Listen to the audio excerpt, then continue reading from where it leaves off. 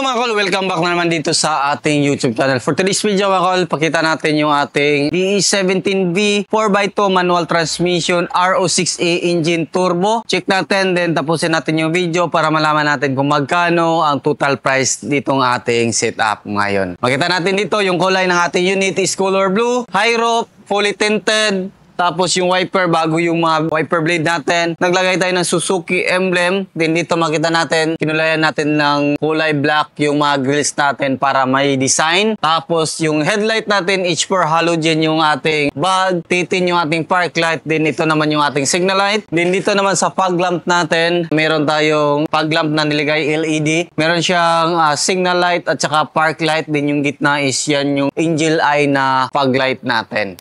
Dito naman mga kakbol, yung unit natin is naka auto fold and retractable yung ating side mirror. Then dito meron tayong 13 inches na brand new mags and brand new tire. Naka disc brake yung harap natin. Kinulayan natin ng kulay red yung ating disc brake. Fully undercoat yung sasakyan natin. Dito naman mga kakbol, meron tayong rain visor na nilagay. Then dito sa gitna is kinulayan natin ng black yung mga poste natin hanggang dito para pag titingnan natin sa malayuan, parang buong salamin siya. Yung mga door handle natin is original. Manual sliding, hindi siya power slide. Yung mga DE17V is wala siyang mga power slide. Dito naman mga call is naka-brake drum yung pinaka-rear natin. Tapos kinulayan natin ng kulay red. Semi-outer mag wheels, coil spring. Fully undercoat din yung pang-ilalim natin. Dito naman, naglagay tayo ng spoiler kasi yung mga original na DE17V, walang spoiler. Meron tayong third light, sticker sa ating channel, wiper kompleto. Naglagay din tayo ng Suzuki emblem dito. Ito naman yung ating back door opener.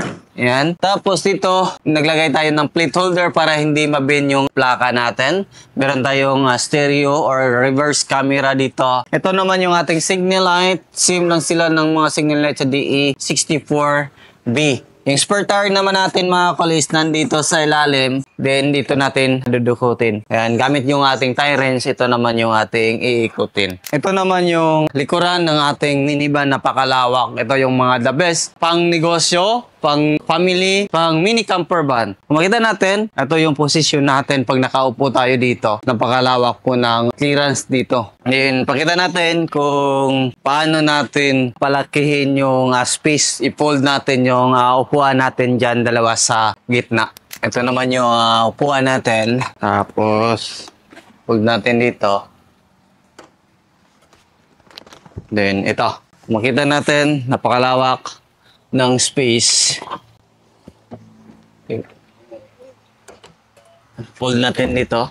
Yan yung space pag naka-fold lahat ng upuan natin. Pwede tayong makahiga ng pa-street. Lalo na pag mga gamitin nyo pang camping, travel, long drive, ito yung the best. Kasya yung dalawang tao. Then, ito naman yung space pag nakaupo tayo dito sa gitna. Diba? Napakasulit yung mga ganitong minivan. Sa mga captain seat na mga unit mga call, dito na part is nakabalot siya ng plastic. Dito naman makita natin yung ating jack, tie wrench at saka riser. Balik natin yung mga upuan natin. Ito naman yung mga upuan natin na captain seat mga call. Meron siyang armrest, meron siyang headrest dito. So, napakaganda. Tapos ito, meron tayong mga hawakan dito bawat gilid. Makita natin dito mga call, brand new na yung matting natin na nilagay sa ating minivan. Dito naman sa harap natin, yung door pads natin mga call is back to original yung kulay para mas maganda at saka sa katagalan is hindi siya mapi-feed. Kung mapi-feed man, is kung ano yung kulay na pintura, pag matanggal yung pintura is ganun pa rin yung kinalabasan. Ito na yung dashboard natin. Back to original yung kulay, steering wheel stock. Naka 7 inches touchscreen stereo with reverse camera. Ito yung ating mga aircon vent. Isa, dalawa, tatlo, apat. Tapos makita natin yung ating hazard switch, door switch, aircon switch. Then 5-speed manual transmission. Ito yung ating gear stick. Then makita din natin dito yung ating glove box. Brand new yung matting natin dito. Makita din natin dito yung ating upuan na captain seat. Ito yung design na napili ng ating client. Tapos meron siyang armrest, handbrake. Ganyan yung kagandahan sa mga DE17. Sa itaas is meron siyang lagayan dito or headroom. Then kompleto siya sa mga sun visor. Dito naman sa kabilang side, makita natin yung ating main power window switch, auto fold power window sa harap, din sa likuran. Meron tayong bottle holder. Dito naman meron tayong cup holder. Meron tayong fog lamp switch, headlight adjuster. Yan, napaganda. Tapos, kita natin dito yung ating cluster panel, napaganda. Ito yung mga cluster panel sa mga turbo na minivan sa D17V. Kita natin dito yung RPM, speedometer reading, gas indicator, nandyan. Then dito yung ating power steering indicator, check engine, battery and oil, then door indicator. Then yung indicator sa overheat is, ito mga call, yung kulay red na yan. Ayan. Tapos dito yung signal light natin, left and right. Dito naman sa kabila yung wiper. Makita natin dito yung ating clutch pedal, brake pedal, din yung ating accelerator pedal. Yung accelerator natin mga kulis, fully electronic. Then start natin.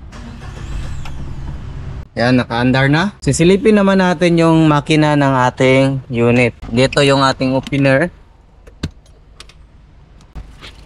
Ito yung makina natin. Yung makina natin is RO6A engine, VVT 12 valve, 3 cylinder and line. Makita natin dito mga call. Makita natin dito mga call yung turbo vacuum natin. Dapat sisilipin natin na mas okay yung mga turbo vacuum natin mga call para hindi madaling masira yung mga turbo nating minivan. Makita natin dito mga call yung ating oxygen sensor nandito. Tapos makita natin dito yung temperature sender natin, camshaft sensor, VVT solenoid. Dito tayo mag-refill ng ating engine oil. Ito naman yung ating injector. Yung turbo natin is nandyan na park. Ito naman yung ating PCV valve. Dito naman yung ating gas tank opener. Check natin chassis number natin nandito.